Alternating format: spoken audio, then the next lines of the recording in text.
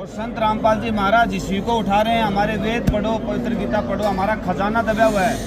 संत रामपाल जी महाराज ने तो उस खजाने को दबे हुए को उठाया है। अब ये देखो इसमें पवित्र गीता के अंदर में क्या कहती है। अब आपने जैसे तो ये बोल दिया आप माता की पूजा करते हो, माता दुर्गा जी है, ठीक है, ब्रह्मा विष्णु महेश भी सर्वोपरि हैं, इनसे ऊपर कोई नहीं है, नहीं है ना।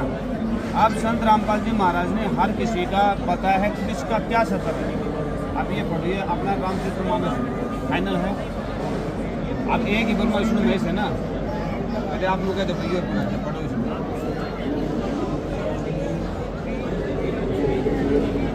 जिन्हें वेद नेति नेति यह भी नहीं वह भी नहीं कहकर निरूपण करते हैं, जो आनंद स्वरूप उपाधि रहित और अनुपम है।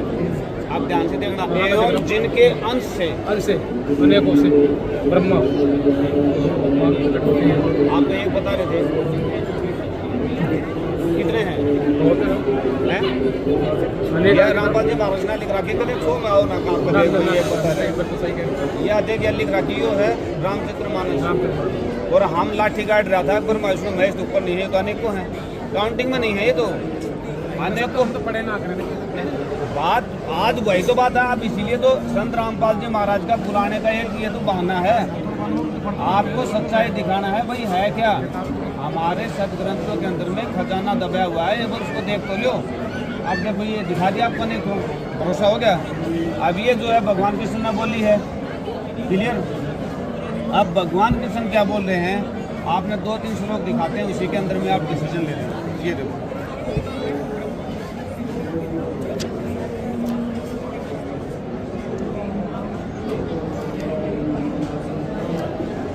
ये पढ़ो, देखो आगा जाओ, जिसने जो नया है वो आगा जियो। ये देखो, इसलिए हे अर्जुन सब समय में जगत पर जो आज का रोक दी मेरा स्मरण कर। सब समय में क्या कर, मेरा स्मरण कर। मेरा स्मरण कर मतलब ध्यान दे, और युद्ध भी कर। अब जितने लठ बाजेगा उठे भगवान याद नहीं आएगा, उठे तो एक का चीज आएगा, या तो मार दो या मर जाओ, सीधी बात है। लेकिन उस टाइम पे भी भगवान के सन क्या बोल रहे हैं, तू सब समय में मेरा स्मरण कर और युद्ध भी कर। इस प्रकार मुझ में अर्पण किए हुए मन बुद्धि युक्त होकर निसंदेह मुझे ही प्राप्त किसको मिल जाएगा। यदि तुझे मेरी शरण में आना है तो तुझे स्मरण भी करना पड़ेगा और युद्ध भी करना पड़ेगा, और जहाँ युद्ध होगा वहाँ शांति नहीं हो सकती। क्लियर, भगवान कृष्ण ने बोल दिया। जैसे तो फॉर एग्जाम्पल आप गाँव में हो, आप सरपंच करने गए, आपके अच्छे उठा बैठे, और आपने सरपंच तनु कह दिया जी मेरा काम करो, और सरपंच तनु कह दिया भाई वो काम तेरा बनाएगा MP थे या MLA थे, और आपने को होगा ना आप करो तो करो, ना तो मैं इधर ही मर जाऊंगा, दोनों का मर ले भाई, फिर मेरे तक बने नहीं। सेम भगवान कृष्ण ने, हर भगवान ने अपना सत्र बताया, भाई मैं आपको इस सत्र तक फायदा दे सकता हूँ, इससे ऊपर मेरे पास नहीं है। सेम कह दिया। अब देखो भगवान कृष्ण आकर के कह रहे,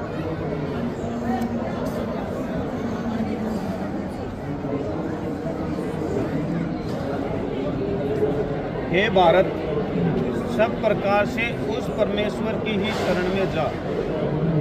ठीक है, उस परमेश्वर की शरण में जा, उस परमात्मा की कृपा से ही तुम परम शांति को, सनातन परम धाम को प्राप्त हो। उनकी शरण में हो। किनकी शरण में, किनकी शरण में बोलते हैं? परमात्मा कौन है? भगवान कौन है?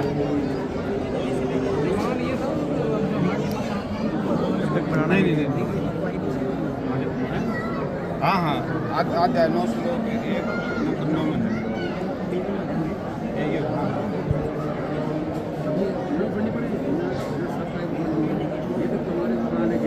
यो देखो। आप यो देखो, इसमें भगवान आप देख लो, कोई बात नहीं, आप लोगों को दिखा दें। अब ये देखो,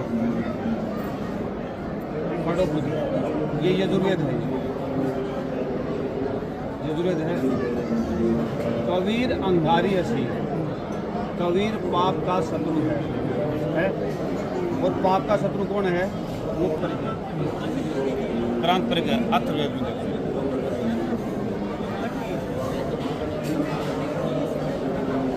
पढ़ो, क्या है ये? कबीर देव है, देवमानी भगवान है और कबीर मानी कबीर। कबीर भगवान लिख रखे हैं। इस कवि का क्या किया इन्होंने, मेधावी है। इधर कवि का क्या था, क्रांत करके। संस्कृत में सही है कबीर, इधर भी संस्कृत में सही है कबीर।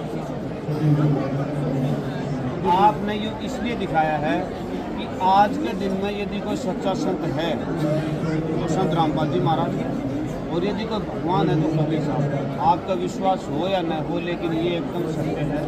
आपका हाथ जोड़ के एक निवेदन है, एक ज्ञान गंगा पुस्तक लेकर जाइयो, पढ़ के देखियो। पढ़ी ना है, नहीं पढ़ी। वो पढ़ी भी बहुत कल जाएगा, आप पढ़ के देखियो। सिर्फ उद्देश्य एक ही है, संत रामपाल जी महाराज का जो धर्म के नाम पर ठगी हो रही है, चोरी हो रही है, संत रामपाल जी महाराज उससे आपको बचाना चाहते हैं और एक स्वच्छ समाज का निर्माण करना।